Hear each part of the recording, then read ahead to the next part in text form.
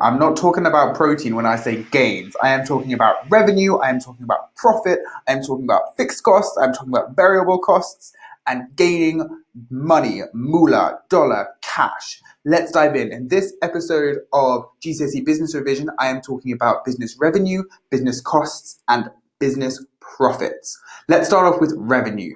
Revenue is the income earned by a business firm from the sale of its goods and services. The formula for revenue is number of sales times sales price. So if a stationery store sold 500 pens for £2 each, their revenue would be 500 times £2, that's £1,000. Boom.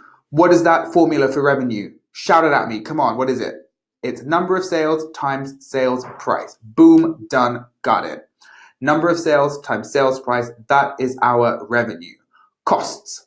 Costs are all the expenses that a business incurs, pays. This involves everything from wages paid to employees to the electricity bills at the business premises. The total costs are calculated as the sum of the fixed costs and the variable costs. Well, what's the difference, I hear you ask? Fixed costs. Fixed costs don't vary as the company changes its output. So whether a company produces 10,000 units of a product or 2 units of a product, the fixed costs stay the same. Snapchat registering as a business would cost the same regardless of how many adverts they sold or how many users they had. Examples include office rent, insurance, and fixed employee salaries. Note, fixed costs can increase as the company grows. So you might need to expand and get a bigger office, so your fixed office rent cost would go up. Variable costs. These are the costs that change directly with output. They change as the company changes output. Examples include the wages paid for a factory labourer, raw materials, and transport costs. So I'm going to shout 3 little costs at you, and I want you to tell me which one of them is not a fixed cost. Company insurance, raw materials, rent of office space. Which of those 3 is not an example of a fixed cost? Honey, I hope you're saying raw materials. Boom. That's the money answer. That's what we want. Raw materials are not a fixed cost. And the general definition for cost, remember, are all the expenses that a business incurs.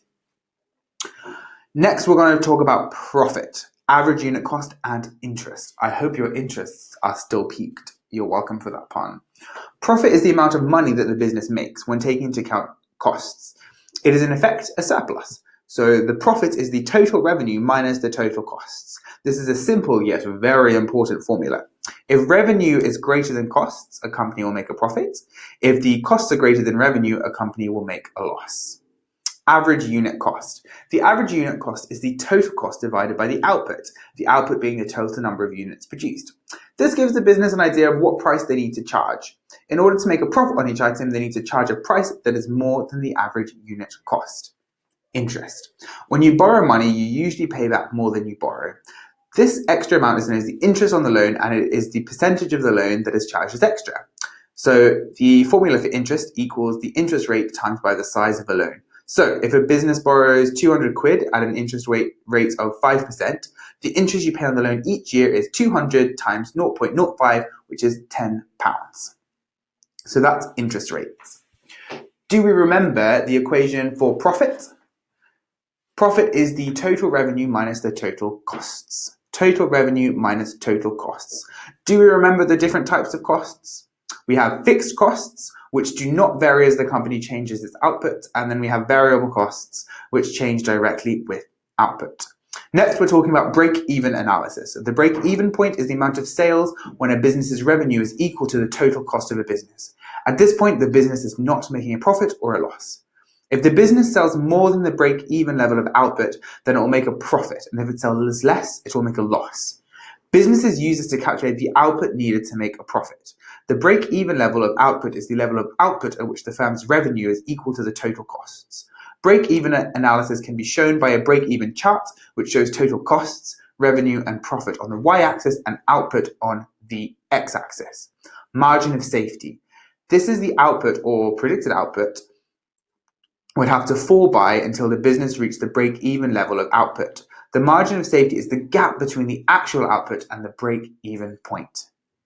Analyzing projects. Knowing the break-even point is helpful when analysing investment projects. For example, if Cadbury were launching a new chocolate bar, they could use break-even analysis on the new chocolate bar and then compare that to the predictions of how much they think they will sell.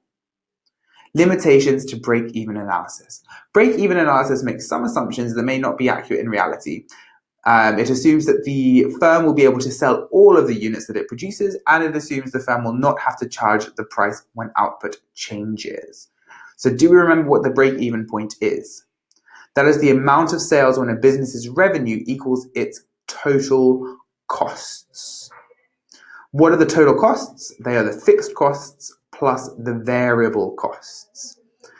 Let's wind it back a bit. I'm going to shout out a cute little question at you. If a hotel has 20 guests staying and each room costs £150, what revenue have they made in one evening?